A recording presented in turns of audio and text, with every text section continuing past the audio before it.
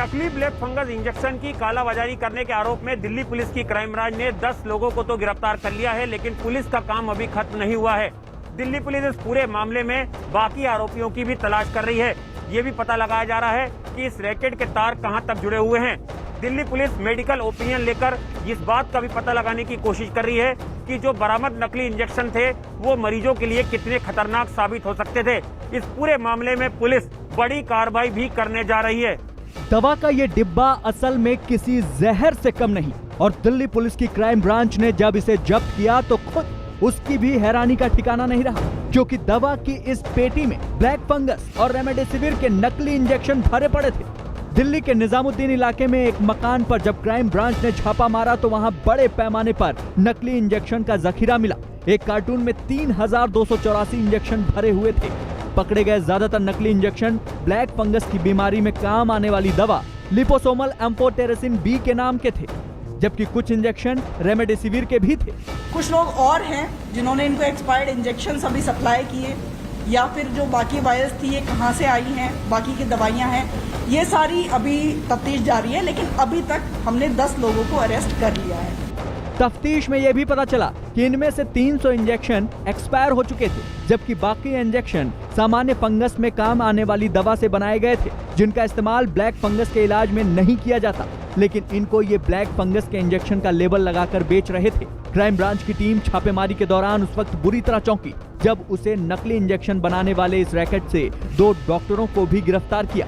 बकौल पुलिस, दरअसल Abbott international pharma company को कुछ मेल मिले थे, जिसमें कहा गया था कि दिल्ली में ब्लैक फंगस की दवाएं आसानी से मिल रही हैं, और उसी मेल में कुछ दवाओं के फोटो भी थे। खबर है कि पुलिस ने जब दवाओं के बैच नंबर को खंगाला तो वो फर्जी मिले।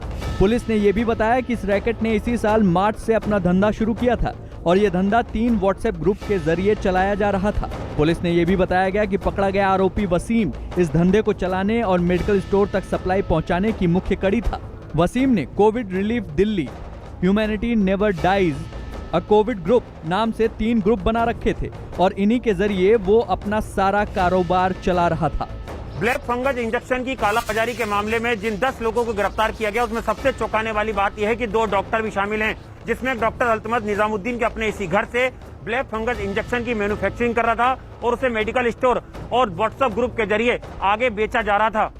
आरोप है कि डॉक्टर अल्तमश और डॉक्टर आमिर नकली इंजेक्शन बनाते थे। डॉक्टर अल्तमश हुसैन दिल्ली में साकेत का रहने वाला है, जबकि डॉक्टर आमिर सेफला जाट का रहने वाला है। बाकी आरोपी जामिया और दिल्ली के अलग अलग इलाके के रहने वाले हैं। दिल्ली पुलिस के मुताबिक ड्रग्स कंट्रोल विभाग से नकली इंजेक्शन मिलने की लगातार शिकायतें मिल रही थी।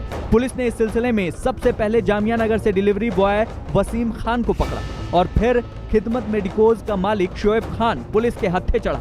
इसके बाद उसके सेल्समैन मोहम्मद फैजल और अफजल पकड़े गए। पुलिस की पूछताछ में पता चला कि यह इंजेक्शन साकेत में मेडीज हेल्थ केयर के मालिक शिवम भाटिया से लाता था। पुलिस ने शिवम भाटिया को भी गिरफ्तार कर लिया। उस मेडिकल स्टोर के अलावा बताया कि उसको जो सप्लाई आ रही है शिवम भाटिया करके एक आदमी है, जो शिवम भाटिया उनको सप्लाई कर रहा था।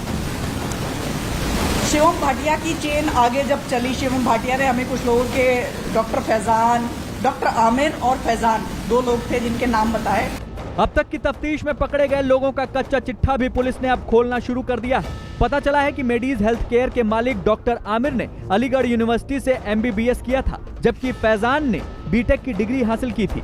इसके अलावा इस रैकेट का मास्टरमाइंड डॉक्टर अल्तमश है, जिसने लखनऊ के किंग जॉर्ज मेडिकल कॉलेज से MBBS किया और फिर एम्स से न्यूरोलॉजी में डिप्लोमा किया है। हैरानी की बात है कि अल्तमश ठगी के 5 केसों में गिरफ्तार हो चुका है। ये सभी 250 का इंजेक्शन 12,000 रुपए तक बेचते थे। इंजेक्शन के खतरनाक होने की जांच कराने के साथ पुलिस गिरोह के पकड़े गए लोगों की मेडिकल डिग्री की भी जांच कराएगी। कोरोना महामारी के दौर में लोग जब इस बीमारी से बचने की जद्दोजहद में लगे हैं, तो कुछ लोग ऐसे भी हैं जो कोरोना काल के गिद्ध बनकर सामने आ रहे हैं। ये लोग लोगों की मजबूरी का फायदा उठाकर आपदा को अवसर में बनाने की फिराक में जुटे हुए हैं।